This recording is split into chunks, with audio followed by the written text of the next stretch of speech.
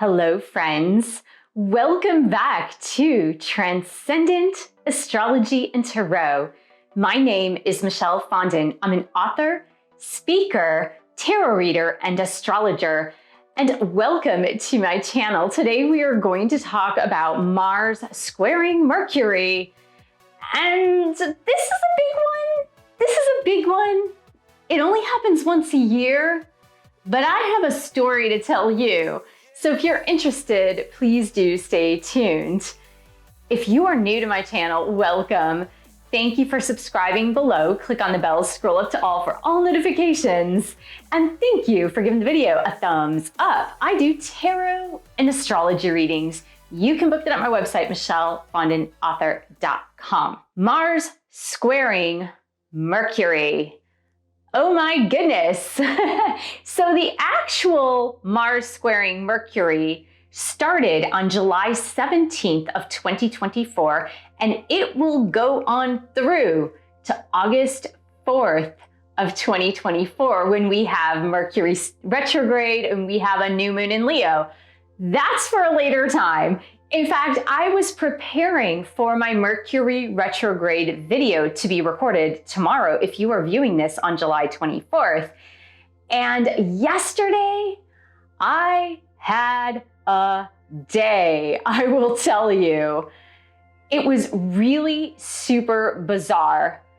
So before we go into this transit, I'll tell you a little bit about my day and what brought me to recording this video and bringing it to you today, which really today and tomorrow, so the July 24th and July 25th are what I would say are the most potent days, probably the most potent days of this transit. Yesterday as well, which was July 23rd.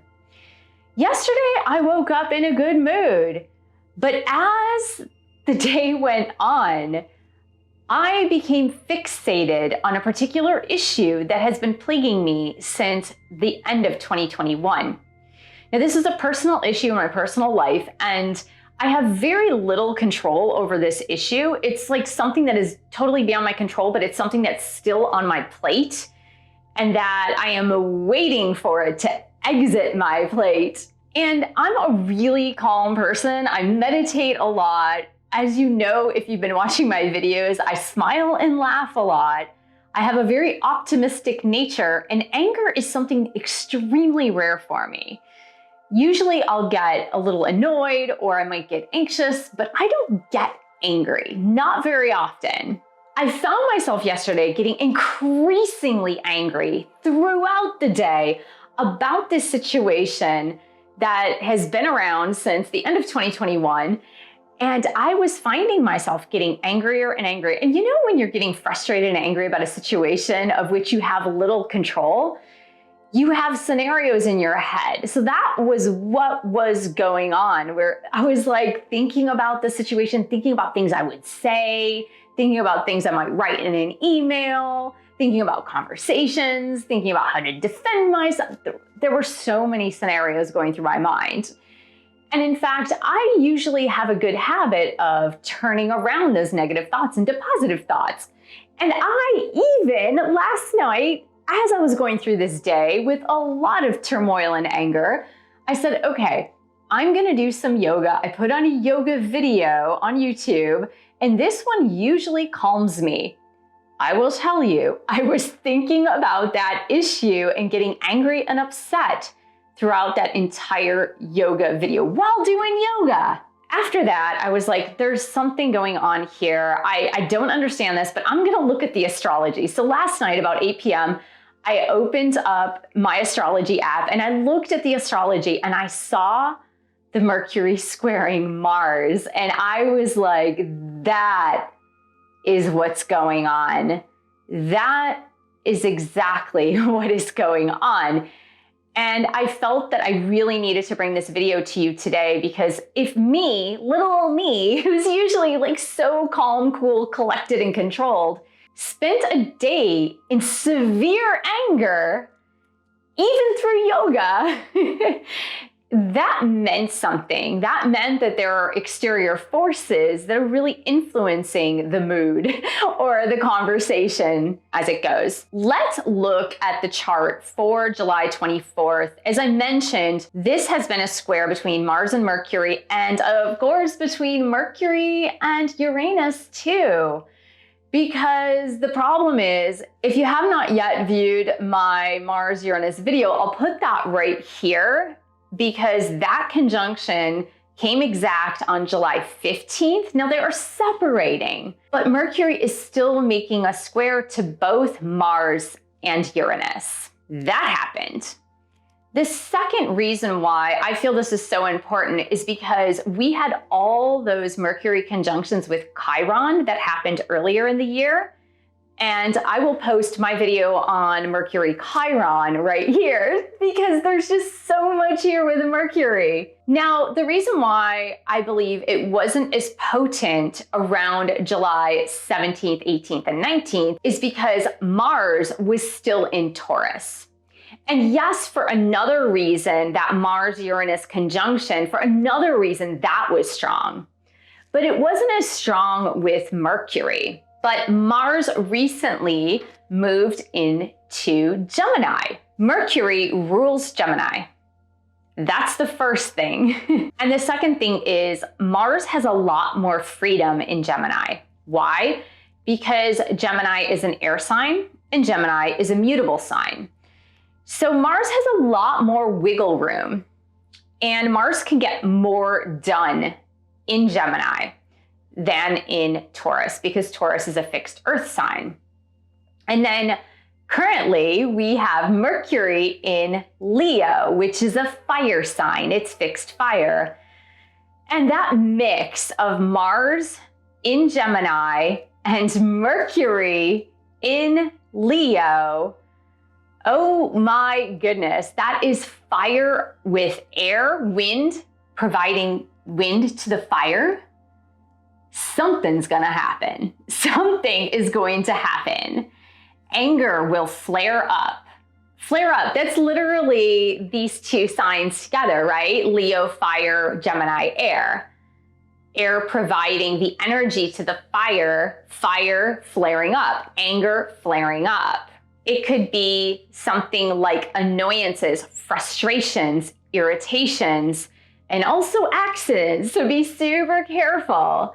According to astrologer Robert Hand, you need to be especially careful with cars, modes of transportation, Gemini, and fire, because something could happen in that realm. So if you've been ignoring something in your car, like a gas leak, make sure you get that fixed.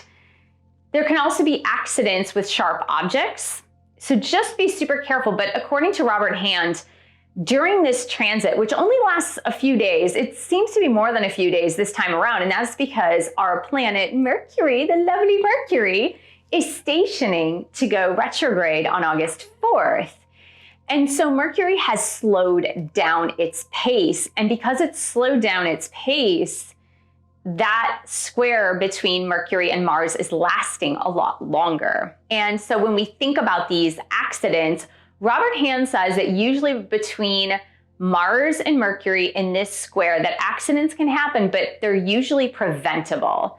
Meaning you might have seen it coming because it may be something that you've been ignoring, something you haven't taken care of. Or, for example, if you were driving in anger, if you were driving in frustration and you weren't paying attention to the road, I'll tell you, if I had been driving yesterday, things might not have gone very well. I only took the car out once yesterday, but it was those things where it absorbs you. The anger, the frustration, the irritation totally absorbs you during this transit.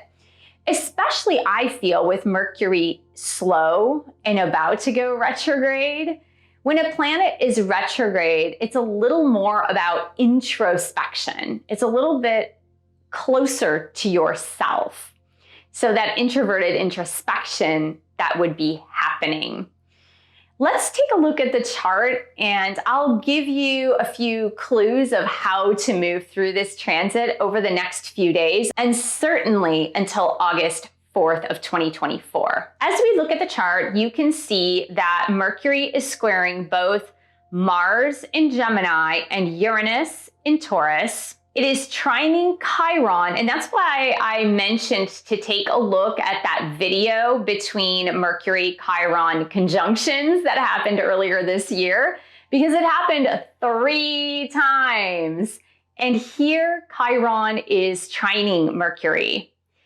But we also have an inconjunct between Neptune and Mercury and Pluto and Mercury.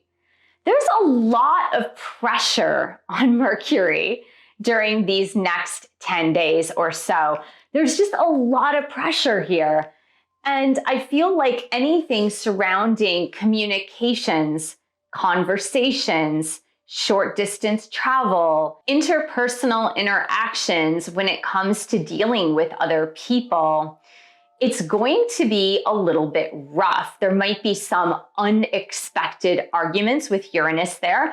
There might be some unexpected irritations, unexpected delays. And I really feel that the more you can measure your own emotions and say, look, I know things are heightened because of this very tense square between Mars and Mercury, especially since Mercury is currently in Leo, then I can take a step back, take a few deep breaths, and think things through before acting or reacting. And the same goes that you might be the brunt of somebody else's irritation, anger, or annoyance. You might be the brunt of somebody else crashing into you in one way or another. And it's really important to stay calm and keep your cool during this time and really think things through before saying something, before acting, before reacting. If I experience the tensions as being high due to a situation that it was in my past, still in my present moment, but it had been culminating from the past, it's really important that you think about the issues that are making you angry or frustrated in your life. So what I did last night was I pulled out my journal and I decided to journal out my feelings, frustrations, and anger about that situation for about 30 minutes. And once I got it out on paper, it was a lot less potent. So I didn't even write what I thought I was going to write. I wrote things that were a lot more positive than my frustrations during the day. So that could be a good tool to help you get your frustrations out. That being said, however, this transit between Mars square Mercury, especially with Uranus there, especially in Gemini, which is about communication, it could be a heads up to you. Maybe there is something that you've been needing to get out. Maybe there has been something you've been needing to air out, Gemini. Get it out there. Maybe you've been needing to be more assertive with somebody. Maybe you've been needing to stand up for your rights and stand up for what you believe in and stand up for what you stand for, and you just haven't done it. And so this transit can also be an opportunity to do that, to take that opportunity to do that. Another thing I found when looking up the Mars-Mercury square is that it can also be about pruning things away from your life that you no longer need or that are getting in the way of getting what you want. Now, this is not done in an egotistical manner because sometimes Leo, right? Mercury is currently in Leo. Sometimes Leo can take a more egotistical stance, and it could be more about themselves, leading them to prominence rather than looking at the bigger picture. But sometimes you do need to look out for yourself as long as you're not hurting or harming another person. And it could be about, look, It's been a long time coming, and I need to trim the fat on this. If there's a situation and you need to cut out a few players in that situation in order to make it move forward, then that is what you need to do. But the suggestion here is, since we have this transit until August 4th, if you're viewing this on July 24th, the suggestion here is to trim the fat one by one by one. Don't make a clean cut, Mars. Don't make a clean cut, but trim off the fat a little by little by little. So if there's a frustrating situation, if there's a situation that's making you angry and annoyed, and you know that something needs to change, in order to make that situation move forward, it means cut out one player at a time, or rearrange something one at a time until you get to your desired result. With Mars there, Mars being cutting, literally, it could be cutting, it could be fire. You don't want to fire everyone in your company and start from scratch. If you're running a company and you know you need to trim the fat because there are players that are not playing according to the rules, or making you frustrated and angry every day because they're not doing their job, it means you might want to cut out one employee at a time for the next 10 days or 12 days, just step by step by step, without getting angry, without getting frustrated, but just doing it. Because it'll eventually make you feel better, and it'll make you come to the point at which you can then ground the energy. Now, it's interesting because during this square, and they are still going to be in square, Mercury ingresses into Virgo on July 26th. When Mercury goes into its second sign, Virgo, its first sign is Gemini. When Mercury goes into its second sign of Virgo, which is more about the details of communication, the details about making something happen, we enter into a very different energy, because Mars is in an air sign, which is also Mercury's sign, Gemini, and Virgo is an air sign, which is also Mercury's sign. And when we enter this square for the second half of the Mars-Mercury square, which we still have Uranus in play until almost the end of that square, which, remember, Uranus is about the unexpected. It's about liberation. It's about revolution and blowing things up, if you will, or dismantling things. So when we look at that, we see that air on air can produce some nervous or anxious energy on top of the anger and frustration associated with Mars. And it's going to be way more important during this time once Mercury is in Virgo, because Mercury is still going to be slower. Mercury is still preparing to go retrograde on August 4th. And Mercury always produces more nervous energy anyway. And as Mercury is slower and preparing to go retrograde, it can make you internally feel more anxious. So you're feeling upset, irritated, and angry because of Mars and Gemini, but it is likely that you are also feeling anxious, worried, and upset because of Mercury ingressing into Virgo. Meditation is going to be important here. Mindfulness is going to be super important here. Don't drive when you're irritated, angry, or upset. Don't operate heavy machinery when you're irritated, angry, or upset. Be careful in the kitchen with sharp objects such as knives when you're angry, irritated, or upset. And be careful, according to Robert Hand, be careful of your arms and legs, especially. He said that. He said injury can happen to arms and legs, so just be careful. I feel that if you really understand the energy of Mercury, especially when it's squaring Mars, which is about forward-moving momentum and aggression, you'll understand that Mercury works best when the energy can be moved. Mercury does not like to sit still. That nervous energy does not like to sit still. It likes to keep busy.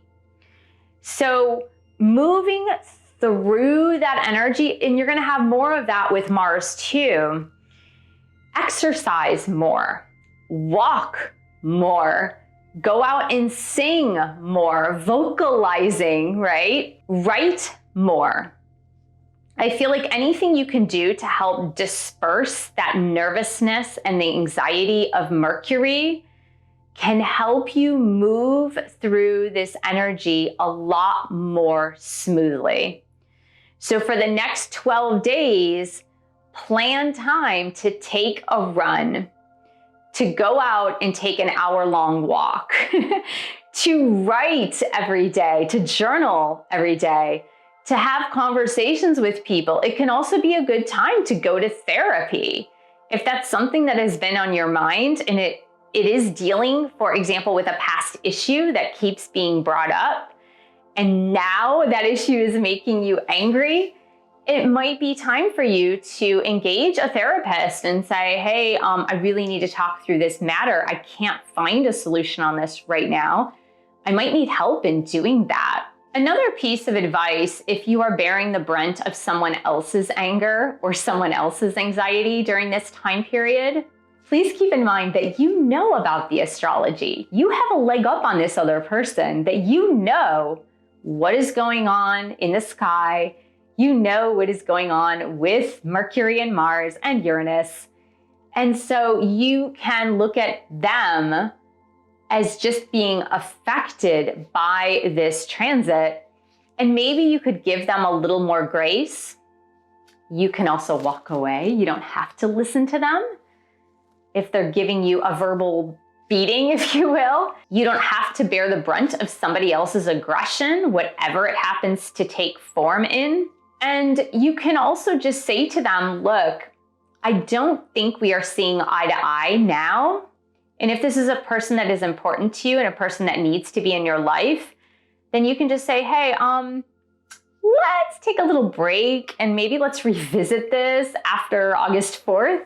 Now, mind you, on August 4th, Mercury will be retrograde, but retrogrades can also be about working things out that couldn't work out before. So retrogrades can be about a repeat, a replay, and working through things that may not have worked sometime in the past and revisiting them.